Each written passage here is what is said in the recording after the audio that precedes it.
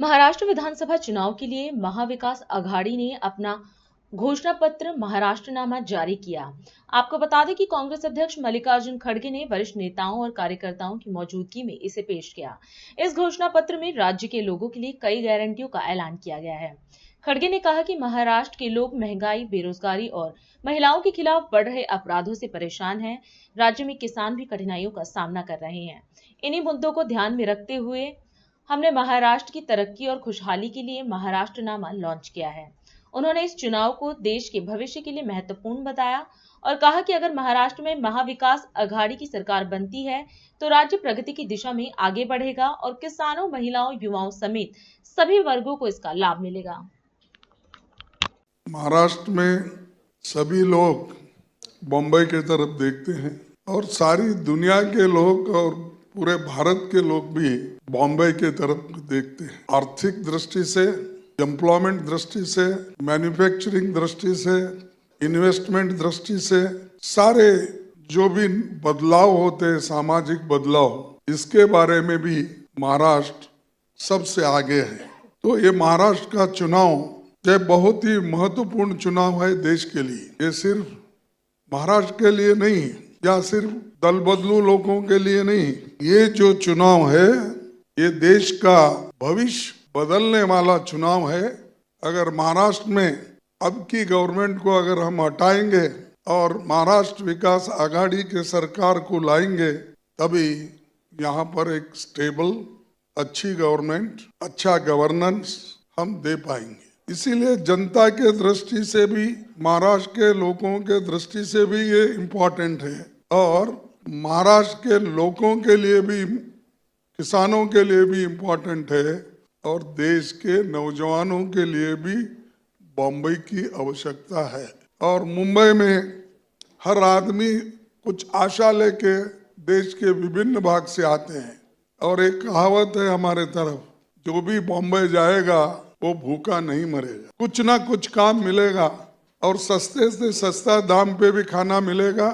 जहाँ पर हम बैठे हैं महंगाई से महंगा खाना भी नहीं मिलेगा। तो हर आदमी यहाँ जी सकता है, हर एक को अकोमोडेट कर सकते हैं और ये है इंक्लूसिव ग्रोथ वाला सिटी। तो इसीलिए हम ये चाहते हैं कि इस बार हमारे जो घोषणा पत्र है इसका महाराष्ट्रनामा और ये गौरव फिर से स्थापित करने के लिए ये काम हम कर रहे हैं मिलके, और हमारे साथी मिलजुल कर महाराष्ट्र के भविष्य के बारे में बहुत ही अभ्यास करके उन्होंने एक घोषणा पत्र तैयार की और उन सब सदस्यों को और चेयरमैन को मैं अभिनंदन करता हूं। उनको अपना जो भी उन्होंने तैयार किया है सोच समझ के, बजट का प्रोविजन इसको आगे रखने के बाद ही उन्होंने किया है। क्योंकि मोदी जी हमेशा हमको यही कहते हैं, कांग्रेस बड़ा झूठ बोलती है, कुछ करती नहीं है। और हमने क्या किया, कल हमारे चीफ मिनिस्टरों ने पूरी चीजें आपके सामने रखी। ये जो महाराष्ट्र में 2.5 साल पहले बीजेपी के नेतृत्व एक अनैतिक, असंवैधानिक तरीके से महायुति की सत्ता बनी, इसके लिए दल बदल कराया गया, दलों के चुनाव चिन्ह भी बदल गए, विधायकों को खरीद फरोख्त किया। वो क्या कि खोखे बोलते ना आपके पास, 50 खोखे एकदम होके घरात भरून ठेवा, घर में भर के रखो और सरकार चलाओ। ये 50 खोखे की सरकार है।